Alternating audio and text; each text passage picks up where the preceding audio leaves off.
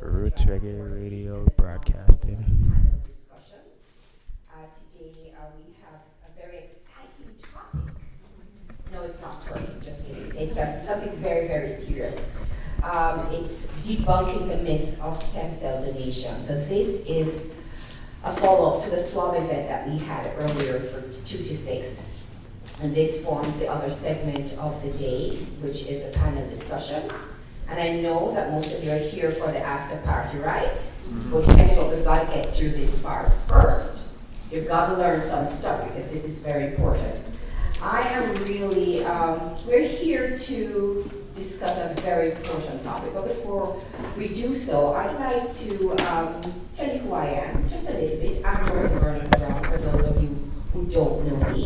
I am with Donor Drive for Dorothy. I am the vice chair and marketing director. I am a leukemia survivor, and in fact, the 27th of March marks my second birthday, so I'm only 2, okay? Since my stem cell transplant. So we're here to talk a little bit around, because there is a connection with stem cell donation and a stem cell transplant, and you'll learn a little bit more about that. So that's enough about me, but I have what I'd like to call an esteemed panel of men. Well, I have my choice, just kidding. We're here to discuss a very, very important subject that impacts many families each and every day. As a matter of fact, many of you in this room have been personally touched. If not, you know of families that have been touched by a very, very horrible disease called cancer. But today our focus is on blood cancers and blood-related disorders. We want to shine a spotlight on stem cell donation and how that can be a possible cure or lengthen the lives of many patients that have been stricken or afflicted with this kind of cancer.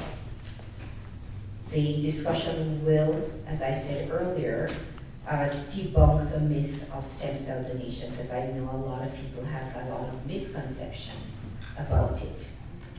But I'm very excited to introduce the panelists to you. We are very competent people on this panel, some subject matter experts, and some people have walked the journey, and some people who are out there each and every day in the trenches, really working on behalf of patients and families. So before we begin the discussion though, I want to establish some outcomes for our discussion. So when you leave here, you're a little bit more educated. So we would like to, at the end of this discussion, that we all walk away with a clear understanding of what stem cells are and the role that they play in our bodies. We also want to establish why stem cells can cure or lengthen the lives of patients with blood-related disorders. We want to talk about the importance of donating stem cells and the impact on patients and their families, and absolutely want to debunk some of those myths that surround stem cell donation. I'm going to ask for a timekeeper in the audience. We are going to have 45 minutes of a panel discussion, and then there will be 15 minutes of question and answer from you, the audience. Make a note of the questions that you have for any of our panelists, and at the end of the 45 minutes, we'll jump right into Q&A. So who will be my timekeeper? Can I get a volunteer? Anne, thank you for Fearless Anne from Donor Drive for Dorothy. Thank you very much for being our timekeeper. So at this point, let me introduce our panelists. So to my right is Mr. Tom Wong. Tom, I really hate this, because I don't like when people introduce me as a stem cell recipient, because I'm more than that. So Tom, I know you're more than that, but that's the nature of the beast right here, not right now. So Tom was diagnosed with MDS in 2014. 2015. Oh wow, and then you had a transplant in August of 2015, wow, so that was pretty quick. So Tom is almost a 2-year survivor of a transplant. But Beyond that, Tom is a product analyst at Royal Bank of Canada, but he's currently on a leave of absence to take care of his health.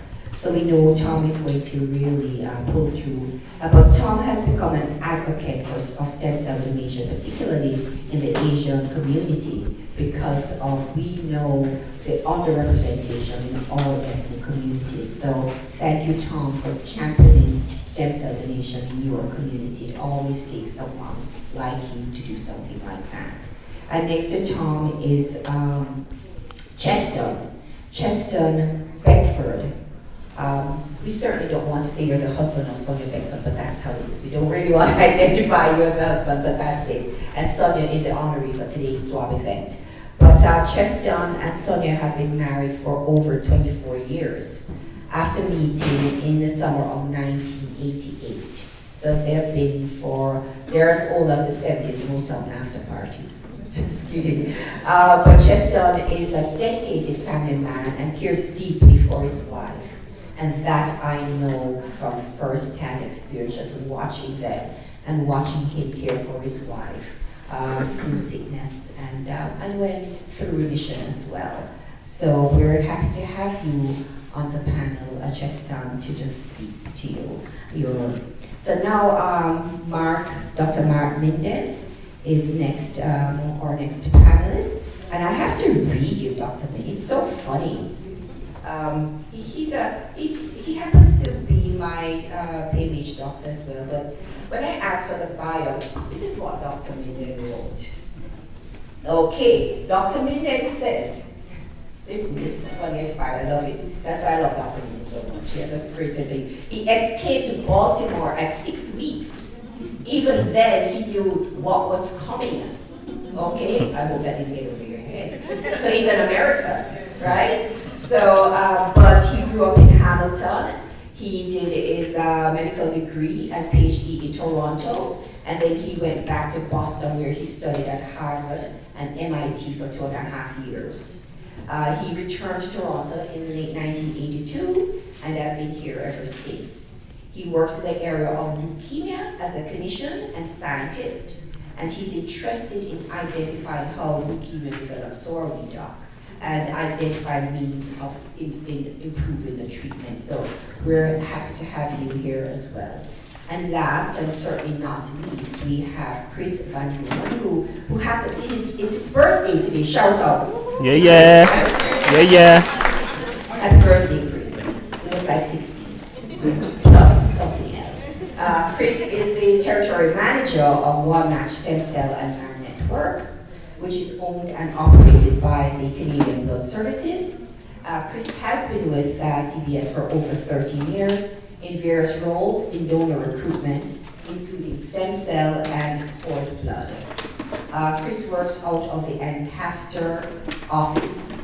Chris says he's very passionate in his role, knowing that the work he does each day gives 800 Canadian patients waiting for a match a better chance. So thank you very much for that, Chris. So here you have it, ladies and gentlemen, or esteemed panelists. But I would like to recognize you, our audience members. I know you are going to contribute as much as we are going to learn. So let's get started. So people hear the term stem cell or bone marrow and instantly think that you're asking them to remove a bone or a kidney or a heart. So to you, Dr. Minden, please explain what are stem cells, where they're found, and how important they are to our bodies. Thank you, Dorothy. In the blood cell system, we have something called the hematopoietic stem cell. And this is the cell that's near bone marrow. And when it divides, can divide into different pathways. And eventually, the progeny, its children, become our red cells, our platelets, and our white cells that keep us going. The stem cell itself is a really rare cell that only divides every once in a while, but then its progeny divide extensively. And in the normal individual, we have maybe 1,000 stem cells active at a time. The stem cell is protected by and large because it doesn't divide very much, but every once in a while it gets damaged. And that damage causes it to alter what it can become. So it doesn't become a normal red cell anymore, it doesn't become a normal white cell, but it becomes an immature cell that can grow but doesn't differentiate. And so now you have a competition going on between this damaged stem cell and the normal stem cells. And over time, the damaged stem cell can take over the whole body. And at that time, we then recognize that the patient has a disease such as leukemia or MDS or myelofibrosis or some other bone marrow disease. So the problem that now exists is that the individual doesn't have normal stem cells to make red cells, white cells, and platelets. And so the patient is tired because they don't have enough red cells going through their body carrying oxygen. They have bruising and bleeding because their platelets aren't high enough. And they're prone to infection because of the lack of normal white cells to fight off bacteria and viruses. These people, in order to be cured, many of them, require an elimination, a killing off of that damaged stem cell and replacement of that damaged stem cell with a normal stem cell. And that is done through a stem cell transplant. The stem cell transplant doesn't require a person to have the donor to have a bone marrow done. Because what we've learned to do is to, I'm probably getting this wrong because some places do. What do we do in Canada? 85%. Okay. 3 years. Okay. So in transplants, they're going to be going to adults.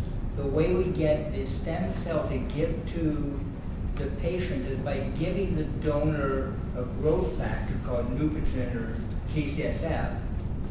And that causes the normal stem cells in their bone marrow to move into the blood. And then we collect from the blood the stem cells that are needed, and those are then given just like you do a transfusion through the vein. The stem cells in the bag, they home back to the bone marrow, back to their niche, back to where they're comfortable, back to where the proteins they require for their survival are, and they settle out there and they replace the damaged bone marrow with new bone marrow. And patients who have undergone a bone marrow transplant recover and can live a very normal type of life. Now, the 15% who require a bone marrow donation are predominantly children.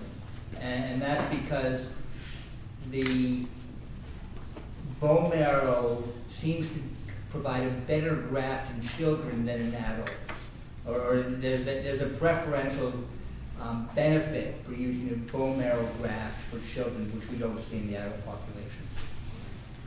So I hope I've been clear about the nature of the hematopoietic stem cell, the blood-forming stem cell, and the problem that arises when it becomes damaged, and how, in many cases, to cure the individual, we have to replace the damaged stem cell with somebody else's normal stem cell. Great. Thank you, Dr. Minet. That, I think, was pretty insightful and clear. So this question goes to Tom and then Cheston. Prior to your illness, Tom, were you aware of this whole dynamics around stem cell and how it worked in the body? And that question to you, Cheston, as well, before Sonia's illness, were you aware, were you ever conscious about all of what's happening right here and now?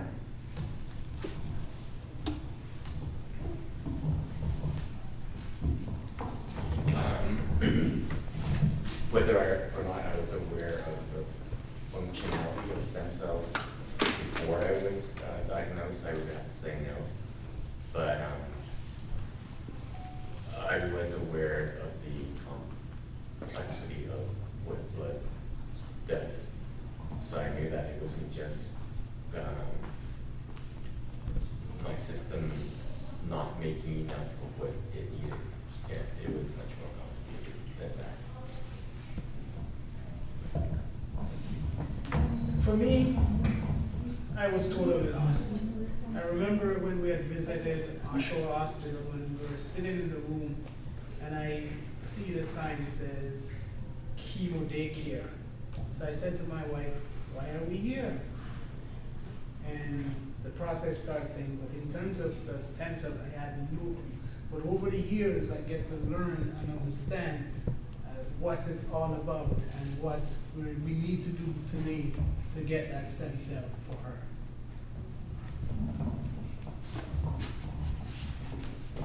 I'm sure you're not alone, Cheston or Tom, because most of us, if we weren't affected by this, would have zero clue around stem cells, the relation, and how the impact it has on patients in need. So this has certainly been a really educational period for us.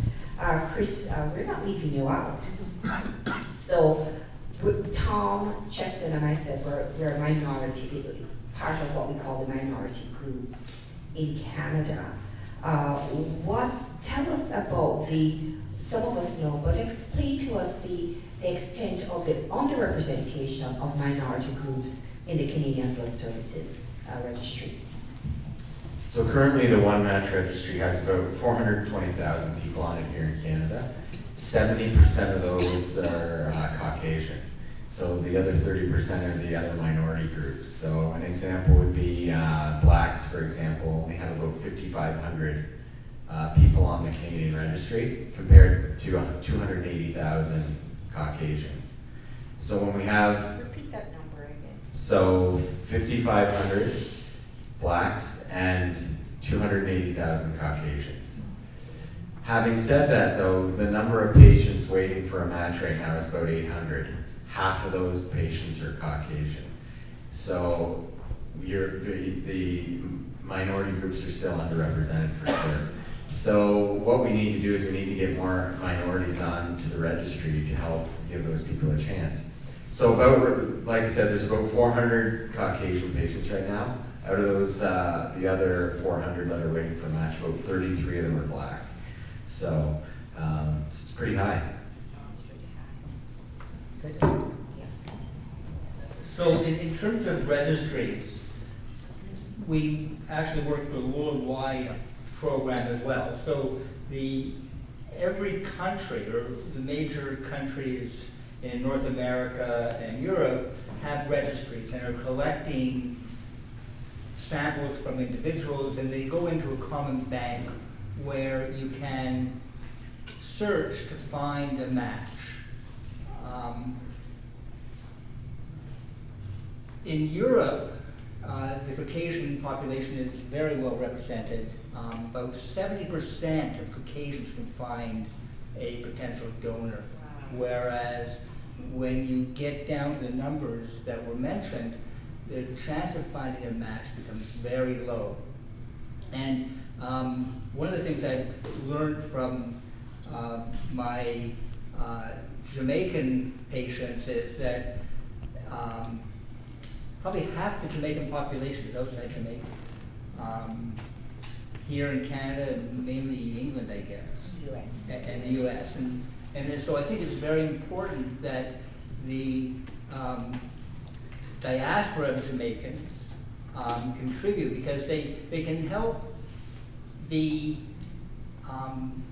members of their community, not only here in Canada, but in the United States, England, and even back in Jamaica. So I think that And the point about the matching, it's very complex, but the antigens, the proteins, the HLA that's on the surface of the cell that allows a person to accept somebody else's cells have to be sought out and compatible. And there are hundreds of different variants of these proteins, but they segregate in communities. And so as a community, you are more likely to share those antigens than antigens that are in the community from Holland or Germany or India, for example. So each community is a microcosm of the so-called HLA antigen, human leukocyte antigen. And that's why it's important that we go out to communities to ask for their help. And the registry that you're talking about, the worldwide registry, has about 29 million people on it right now. So, and that's, like you said, that we search that registry as well when we're looking to help people find a match. So if we need to, we'll import those cells from another country. Well, thank you. And Dr. Minden, you answered a couple of the questions I had. But between Chris and Dr. Minden, do you find that the statistical representation in the Canadian one match is representative of the, say, beta match in the US or some other place? That is, do you find, you talk about 70% here of Caucasians are here on the registry here in Canada.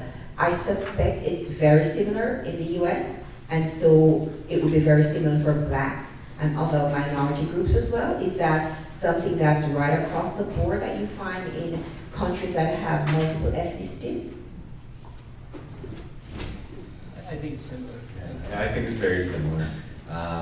Just the way, it's a representation of what the makeup of each registry is. So I would have a feeling that it's similar. Yeah, the minorities are the ethnic minorities are obviously represented on the other end. You know, some of that has to do with cultural feeling and language barriers and things like that to get on the registry. Okay, and back to you again, Chris. So given this severe underrepresentation, and we know that numbers are really, really important, so that people in minority communities who are affected can find a match. What specifically is One Match doing to target those hard-to-reach communities? And secondly, what are some of those myths and pushback that you get when you're out in the field from minority communities? So a couple things that we do to try and target minorities. So I'm going to talk about cord for a second. So we now have a public cord registry in Canada where we're at 5 different hospitals.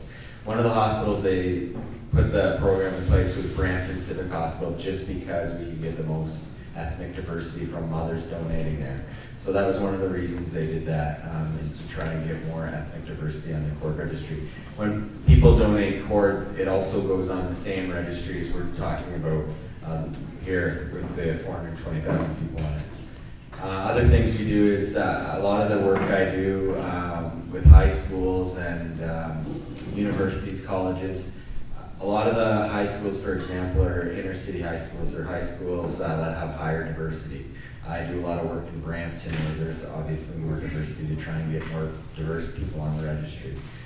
So those type of things. And what was the second question? What are the barriers? Some of the barriers.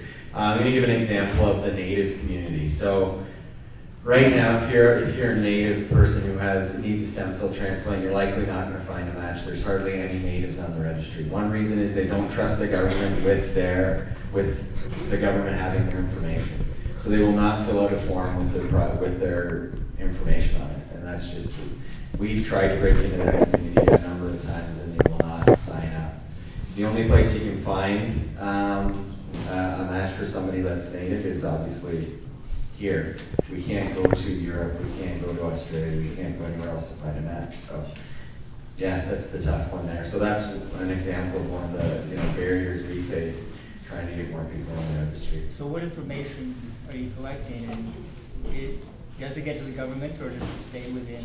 Yeah, so the question was, what information do we collect, and does it go to the government? So any information, so example, what the information we collected today was phone number, address, ethnicity, some questions about some high-risk questions. All that information stays with Canadian Blood Services. We have a very strict privacy policy, so we don't use that information for anything. It's only used for the registry itself. Even when somebody's markers get uploaded to the international registry, none of their information is on it.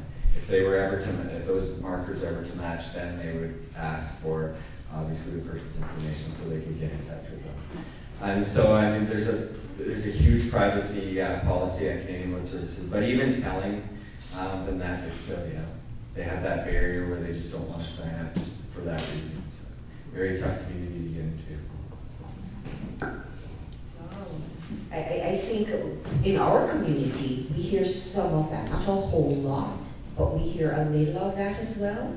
And that's, I guess there's some things that we can't break through. So this question to you, Dr. Mendez. So in the case of the Native community, where the barrier is so high, with a patient who has leukemia or any other kind of blood disorder and doesn't have a match in their family, is there another option for them outside of a transplant for long-term survival?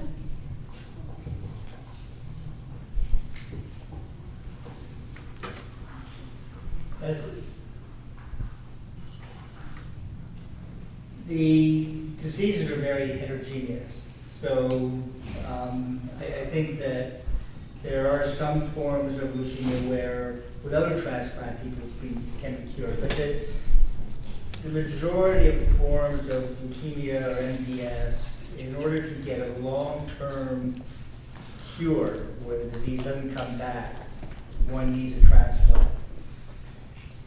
There are changes in transplant technology that are going on that don't require a full match, and you can talk more about that. So we are now doing matches, and so that increases the chance of finding a donor within a family. The other thing that's happening is we are developing cellular therapies that don't require the same degree of matching, but that's still experimental. We're going to be opening 2 trials in the Princess Margaret, for example, where we either use a double negative T cell, a special type of cell that will kill leukemic cells and doesn't cause a graft-versus-host disease or rejection type phenomenon. And then we're also going to be engineering the patient's own leukemic cells to turn on T cells around them to help kill. And there are other types of technologies like that going on to try to increase the killing of the MDS leukemia cells in novel ways that are different than the chemotherapy, because those cells become resistant to chemotherapy. But the major benefit of transplant is an immune response, so a different way of killing. Rather than using chemotherapy, the incoming T cells or monocytes from the donor are able to recognize the foreignness of the leukemia cell and kill it. And so we're trying to get other ways of turning on the immune system so that we don't have to do transplants. But right now we're not there. And right now we need to do transplants and we need donors. So I have 2 other questions for you, Dr. Mendez. So has the cellular therapy been done in any other country? Is this a brand new treatment? That's one. And 2, can you explain, when you talk about matching, compatibility, what exactly does that mean? When are you doing matching? So I'll do the matching then. When we need to find a match for somebody, when we were doing the swabbing event here today, we take they do a swab of the inside of their cheeks, which takes cheek cells, and we test them, and we get 6 markers off that. If somebody matches that, we call them in for a blood test, and I believe we match 4 more. So 10 out of 10 would be a perfect match. I believe, and you can speak on this, but it would be ideal if you had a 10 out of 10 match. But I know you do transplants if it's a bit lower too. But I'm not sure. 9 out of 10. 9 out of 10? Or half. Or half, So okay. either a related half match or a 9 out of 10 unrelated. Okay. So that's basically what we do when we collect swabs, is we get those first 6. And then once we send that to the transplant physician and they decide they want to take that team wants to use that donor possibly, then they call them in for the blood test. And we send that blood test to the hospital that they're working with. So the blood test serves 2 purposes. One is to extend the matching, but also to confirm that the information from the cheek swab and the blood, which will eventually get into the patient, are the same person, because you have to have it checked, because you don't want to give the person cells from the wrong person, or the recipient cells from the wrong donor. What is the? Oh, cellular therapy. So one of the really emerging cellular therapies right now is CAR T-cell, where the T lymphocytes of the patient who has disease are grown up and a virus is put into them that expresses on the surface of those T cells an antibody that recognizes some foreignness or characteristic of the cancer cell. So this is not only being used for leukemias, but it's being used for melanoma and glioblastoma. So a whole range of cancers are now being treated with these T cells that can recognize a protein on the cancer cell and attack it. And the protein that's been engineered is also jazzed up so that it really turns on that T cell. It really makes it a killer. So people get very sick for a while, but we are seeing cures of people with the CAR T. My sister had it for CLL. She's doing well.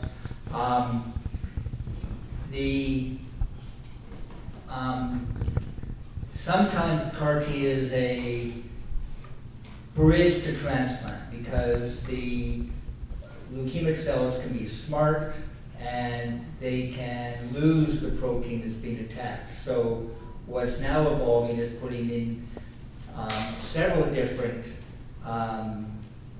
viruses attacking several different proteins that may be on the cancer cell. So that if one gets shut down, if one of those targets disappears, there's still another target. But this is an area that's evolving very quickly.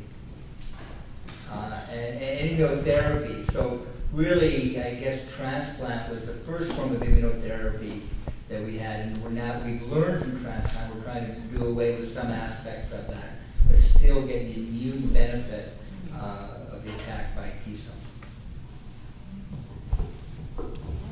Oh my goodness, this is quite interesting and exciting, as a matter of fact.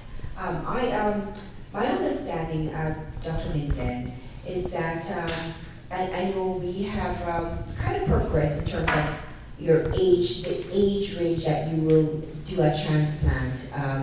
There's some issue around whether you're up to 60 or 65, I don't know. Is there an age barrier with the cellular therapy as well?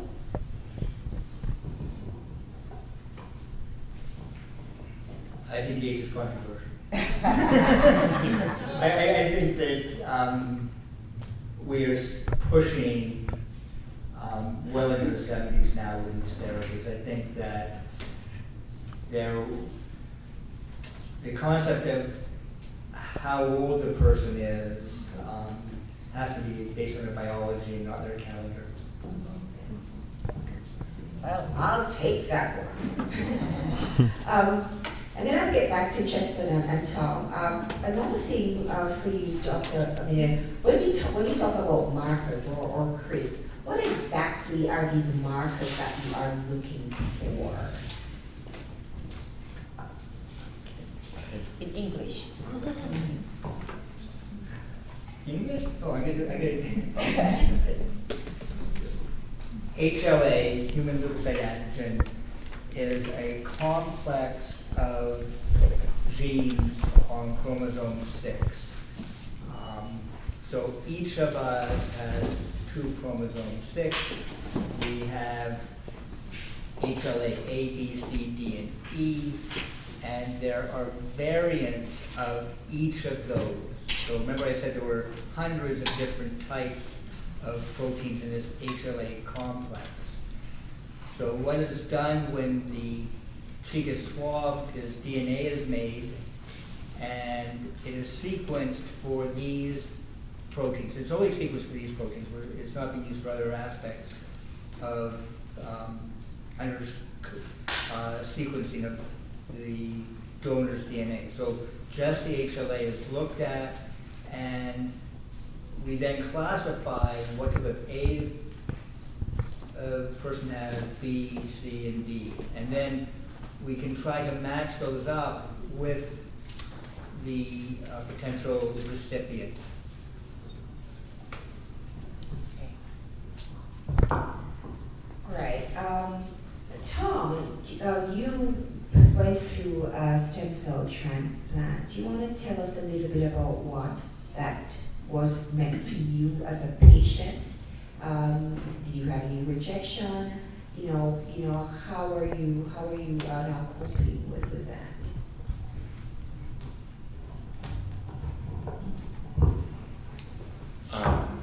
Okay, so in March of 2015, that's when they found me a donor. It was unrelated, and it was 9 out of 10 HLA. And then I had to prepare my body through chemo as well, but as Dr. Minden said, the patient's also being prepared to soup up his stem cell units. So when those two correlated, that's when I was called in to do the transplant, to have the transplant performed. That was in August of 2015. I just recall thinking that I had to go into this as healthy as possible. So I worked as much as I could. I knew that the radiation and the chemo I was going to receive was going to just tap me out. So I needed reserves. I don't even know if that made a difference, but in my mind, one of the first things I asked for in my hospital room was a bike. So I was on that bike every day. And I was in the hospital for close to a month. The day of the transplant, it was a glorious day. My family was with me. God was with me. I was picturing a red carpet rolled out throughout my whole body and welcoming the new cells to come. And I said, let's come on in and we're going to party. So I just wanted my cells to feel good and not want to leave me. They did warn me against GVHD, and the doctor could speak to that more, but the layman explanation that I came up with is you want to live with GVHD because it means my existing body and the new stem cells are shaking hands and trying to communicate. If I get a lot of GVHD, it means they don't like each other and they're fighting. So they didn't want that. So that's what I was trying to picture, that everybody was getting along. So I'm over 500 days transplant now, and the only setbacks that I've had is a couple infections. I have not needed another transfusion of any kind of platelets or hemoglobin or anything like that.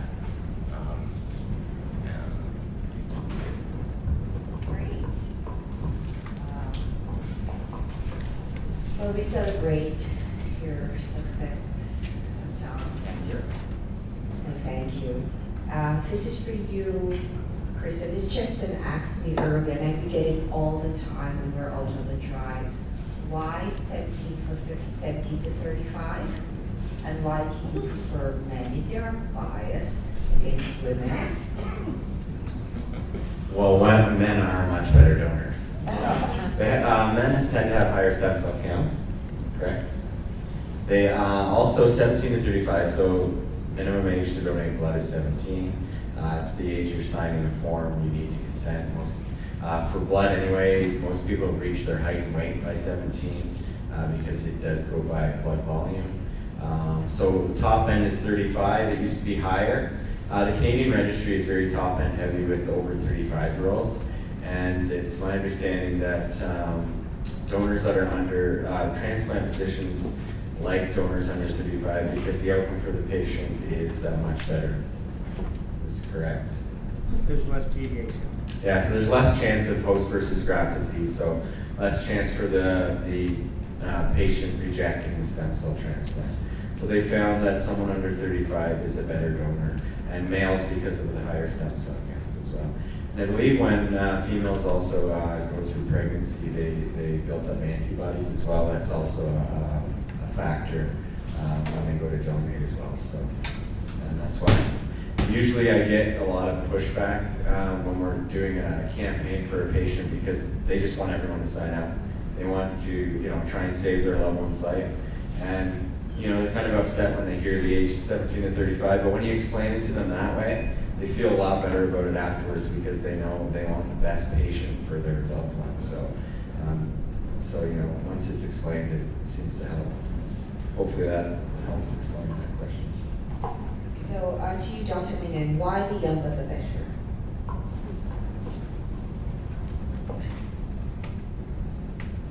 When we age, it's normal. So I'm not trying to scare anybody. Every time your cell divides, it makes mistakes. And so, but as you age, there are more and more mistakes in our normal stem cells. And that doesn't affect our longevity. We have been looking now at mutations in the blood cells of people in their hundreds, and we find mutations there. These people are doing very well. So it's normal part of aging to acquire mutations in your stem cells. So in the younger individual though, because they have not lived as long, they haven't, their cells haven't gone through as many cycles, they have fewer mutations. So they're going to be a healthier stem cell. Other changes happen in our stem cells also, besides mutations, that reduce their ability to engraft and grow. So the younger person has a much healthier bone marrow than the older person. And so they provide a better graft. The other aspect, as Chris mentioned, is the individuals, we want them on the registry for a long time. And so if you're taking a person onto the registry who's 60 or 70, they're not going to be available for many years. And so you may find them, but then you find that they don't have the health to go through with a donation. Whereas the 17-year-old, the 35-year-old will be healthy for 20, 30 years.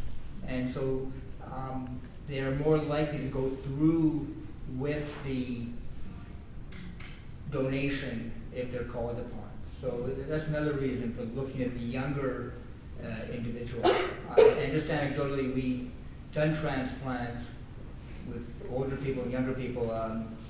The 17-year-olds, the recovery is really fast.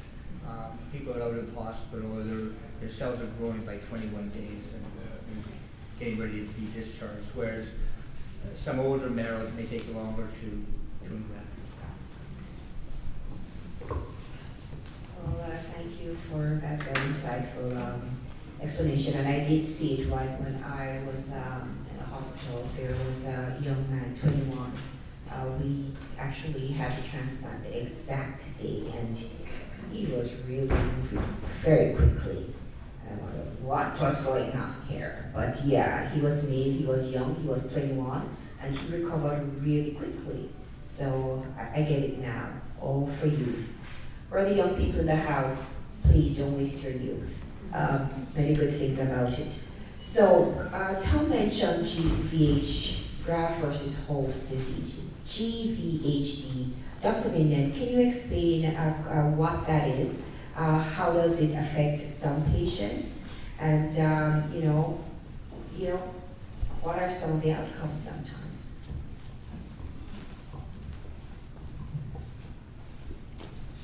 So, graft versus host disease is where we've matched for the HLA. So, the major barriers to transplant have been dealt with. So, we're HLA matched, and there's a good chance that the two cell populations will get along, the donor and recipient will get along. But there are other proteins that are on the recipient cells that are slightly different than the donor cells. So the patient has proteins on their skin, on the cells of their lung, on the cells of their GI tract, that aren't exactly the same as the proteins that were in the environment from which those cells came. And those can be recognized by the incoming cells. And they can attack the skin or the lung or the gut and cause inflammation there. And it can vary from, if one's talking about the skin, from something like a little sunburn